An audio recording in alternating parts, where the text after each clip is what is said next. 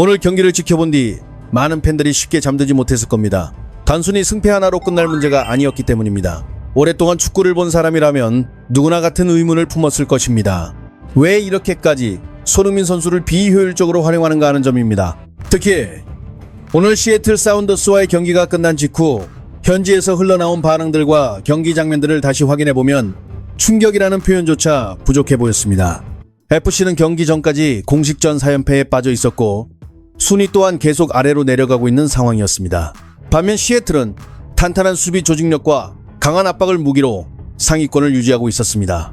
객관적인 흐름만 놓고 보면 FC가 우세를 장담할 수 있는 경기는 아니었습니다. 그럼에도 팬들의 기대감이 컸던 이유는 분명했습니다. 월드컵 직전 마지막 경기였고 많은 이들이 손흥민 선수의 득점 장면을 기다리고 있었기 때문입니다. 그러나 종료 휘슬이 울린 뒤 경기장 분위기는 완전히 달라졌습니다. 승리의 환호보다 허탈감이 더 크게 번졌고 결국 팬들은 경기 직후 산투스 감독을 향해 거센 불만을 쏟아냈습니다. 문제는 단순한 결과가 아니었습니다. 세계적인 공격수인 손흥민 선수를 활용하는 방식 자체가 납득되지 않았다는 점이 팬들을 더욱 분노하게 만들었습니다. 이번 경기에서 가장 이해하기 어려웠던 부분은 손흥민 선수의 움직임이었습니다. 기록상 포지션은 최전방 스트라이커였지만 실제 경기에서는 거의 공격형 미드필더처럼 뛰고 있었습니다. 전반 초반부터 그는 계속 아래로 내려와 직접 볼을 받아야 했습니다. 팀의 공격 전개가 매끄럽게 이어지지 않았기 때문입니다. 원래 정상적인 구조라면 미드필더가 전진 패스를 공급하고 공격수는 공간 침투에 집중해야 합니다. 하지만 오늘 경기에서는 완전히 반대 상황이 반복됐습니다. 손흥민 선수가 직접 중원까지 내려와 패스를 연결한 뒤 다시 앞으로 침투해야 했습니다. 체력 부담이 커질 수밖에 없는 구조였습니다. 더 심각한 부분은 따로 있었습니다. 그렇게 되면 가장 위협적인 득점 위치에 손흥민 선수가 존재하지 못하게 된다는 점입니다. 박스 안에서 결정력을 보여줘야 할 순간마다 그는 중원에서 볼을 돌리고 있었고 정작 페널티 박스 안에서는 마르티네스와 부안과 같은 선수들이 개인 돌파에 의존하는 장면만 반복됐습니다. 특히 전반 14분 장면은 지금 FC 공격 구조의 문제를 그대로 드러냈습니다. 손흥민 선수가 완벽하게 빈 공간으로 침투했음에도 패스는 연결되지 않았고 결국 무리한 슈팅 하나로 공격이 허무하게 끝났습니다. 이 장면 하나만으로도 현재 공격 전술이 얼마나 비정상적으로 운영되고 있는지 확인할 수 있었습니다. 개인적으로 오늘 손흥민 선수의 경기력이 나빴다고 보기는 어렵습니다. 오히려 움직임 자체는 매우 날카로웠습니다. 공간을 파고드는 타이밍도 좋았고 수비를 끌어내는 움직임 역시 뛰어났습니다. 문제는 팀이 그 움직임을 전혀 활용하지 못했다는 데 있었습니다. 그래서 팬들의 분노가 더 커졌습니다. 팀의 에이스가 중심이 되는 것이 아니라 오히려 전술적인 희생양처럼 사용되고 있다는 인상이 강하게 남았기 때문입니다. 경기 장면만 봐도 분명했습니다. 손흥민 선수가 움직일 때마다 상대 수비 두세 명이 동시에 반응했습니다. 상대 역시 가장 위협적인 존재가 누구인지 정확히 알고 있었던 것입니다. 하지만 더 큰 문제는 그 다음부터였습니다. 산토스 감독은 손흥민 선수의 움직임을 직접적인 득점 기회로 연결하지 않았습니다.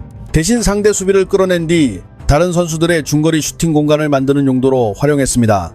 그 장면을 가장 상징적으로 보여준 인물이 바로 마르티네스였습니다. 손흥민 선수가 수비를 달고 움직이면 그 뒤 비어있는 공간에서 마르티네스가 슈팅을 시도하는 패턴이 계속 반복됐습니다. 그러나 결정적인 문제는 성공 확률이 지나치게 낮았다는 점이었습니다.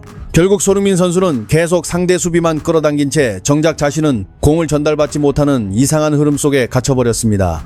팬들이 격분한 이유도 바로 여기 있었습니다. 프리미어 리그 득점왕까지 차지했던 월드클래스 공격수를 왜 골을 넣는 해결사가 아니라 공간만 만들어주는 미끼처럼 사용하느냐는 반응이 터져 나온 것입니다. 후반전으로 넘어가자 이해하기 힘든 장면은 더욱 늘어났습니다. 계속해서 손흥민 선수를 향해 높은 크로스가 올라왔습니다. 하지만 모두가 알고 있듯 손흥민 선수의 최대 장점은 순간 침투와 양발 마무리, 그리고 폭발적인 스피드입니다. 반면 제공권 싸움은 상대적으로 약점에 가까운 영역입니다. 그런데도 그런 선수에게 계속 공중볼 경합을 요구했다는 건 사실상 장점을 포기한 전술이라는 비판을 피하기 어려웠습니다. 개인적으로 저는 이 부분에서 산토스 감독의 문제점이 분명하게 드러났다고 생각합니다. 뛰어난 감독이라면 선수에게 자신의 방식을 강요하는 것이 아니라 그 선수가 가진 강점을 최대한 살려야 합니다. 그러나 지금 FC의 방향은 완전히 반대로 흘러가고 있었습니다. 그리고 오늘 경기에서 가장 안타까웠던 건 손흥민 선수의 표정 변화였습니다. 경기 초반만 해도 그는 계속 동료들을 격려했습니다. 박수를 보내며 분위기를 끌어올렸고 적극적으로 압박에도 참여했습니다. 수비 가담도 했고 연계 플레이까지 책임졌습니다. 하지만 시간이 흐를수록 얼굴은 점점 굳어지기 시작했습니다. 이유는 너무도 명확했습니다. 아무리 좋은 움직임을 가져가도 자신에게 연결되는 패스가 거의 없었기 때문입니다. 특히 전반 37분 장면은 많은 팬들에게 깊은 아쉬움을 남겼습니다. 완벽한 침투 이후 결정적인 기회를 만들었지만 마지막 마무리가 아주 살짝 빗나가고 말았습니다. 사실 손흥민 선수 입장에서도 상당한 부담이 있었을 가능성이 큽니다. 경기 내내 좀처럼 오지 않던 결정적인 패스가 처음 연결된 순간이었기 때문입니다. 공격수에게 가장 중요한 건 결국 리듬입니다. 꾸준히 좋은 패스를 받아야 감각도 살아납니다. 그러나 오늘 손흥민 선수는 사실상 고립된 상태로 경기를 치르고 있었습니다. 그러다 보니 어렵게 찾아온 한 번의 기회에서 부담감이 더욱 커질 수밖에 없었습니다. 그럼에도 그는 끝까지 포기하지 않았습니다. 후반전에도 계속 아래로 내려와 빌드업을 도왔고 강한 압박에도 참여했습니다. 동료들이 활용할 공간까지 직접 만들어줬습니다. 하지만 정작 팀은 그런 희생을 결과로 연결하지 못했습니다. 개인적으로 오늘 경기에서 가장 깊게 남은 장면은 손흥민 선수의 정신력이었습니다. 솔직히 그런 상황이라면 많은 선수들이 불만을 드러내거나 플레이 집중력을 잃을 수도 있습니다. 그러나 손흥민 선수는 마지막 순간까지 팀을 위해 뛰었습니다. 그래서 오히려 더 안타까웠습니다. 경기 종료 직후 현장 분위기 역시 매우 냉랭했습니다. 승리를 거뒀음에도 팬들의 표정에서는 만족감을 전혀 찾아볼 수 없었습니다. 경기가 끝난 뒤 팬들의 반응은 승리에 대한 기쁨보다 경기력 자체에 대한 분노에 가까웠습니다. 지금 FC는 결과를 가져오는 축구조차 제대로 보여주지 못하고 있기 때문입니다. 손흥민 선수라는 월드클래스 공격수를 영입했다면 당연히 그를 중심으로 공격 시스템을 구축해야 합니다. 하지만 현재 흐름은 정반대였습니다. 오히려 손흥민 선수가 전술구조 속에서 희생당하고 있다는 느낌이 강하게 들었습니다. 특히 최근 경기들을 보면 굉장히 위험한 변화가 보입니다. 손흥민 선수의 평균 터치 위치가 점점 더 뒤쪽으로 내려오고 있다는 점입니다. 공격수가 골문에서 멀어질수록 득점 확률이 떨어지는 건 너무나 당연한 일입니다. 더 심각한 문제는 동료 선수들까지 지나치게 개인 플레이에 의존하고 있다는 부분이었습니다. 오늘 경기에서도 손흥민 선수에게 패스 한 번만 연결됐더라면 완벽한 찬스로 이어질 장면들이 여러 번 나왔습니다. 그러나 대부분 무리한 중거리 슈팅으로 마무리되고 말았습니다. 이런 상황이 반복되면 선수 역시 정신적으로 흔들릴 수밖에 없습니다. 경기 종료 후 손흥민 선수의 표정이 유난히 어두워 보였던 이유도 단순히 득점 실패 때문만은 아니라고 생각합니다. 그나마 긍정적인 부분도 있었습니다. 손흥민 선수의 몸 상태 자체는 크게 문제없어 보였습니다. 경기 도중 잠시 다리를 붙잡는 장면이 있었지만 이후에도 정상적으로 움직이며 끝까지 경기를 소화했습니다. 하지만 월드컵을 앞둔 시점에서 공격수에게 가장 중요한 건 결국 자신감입니다. 스트라이커는 골을 통해 흐름을 타고 자신감을 회복합니다.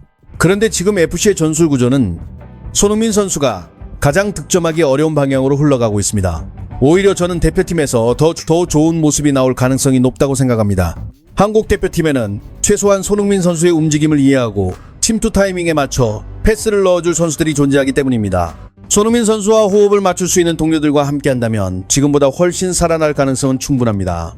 실제로 오늘 경기만 봐도 손흥민 선수의 클래스 자체는 여전히 살아있었습니다. 움직임만큼은 정말 위협적이었습니다. 결국 문제의 핵심은 선수 개인보다 전술과 팀 구조였습니다. 오늘 경기는 단순히 한 경기, 결과 이상의 의미를 남겼습니다. 왜 FC가 흔들리고 있는지, 또 왜 손흥민 선수의 득점이 계속 나오지 않는지가 그대로 드러난 경기였습니다. 손흥민 선수는 경기 내내 쉬지 않고 움직였습니다. 끊임없이 공간을 만들었고 팀을 위해 희생했습니다. 그러나 팀은 그런 움직임을 제대로 활용하지 못했습니다.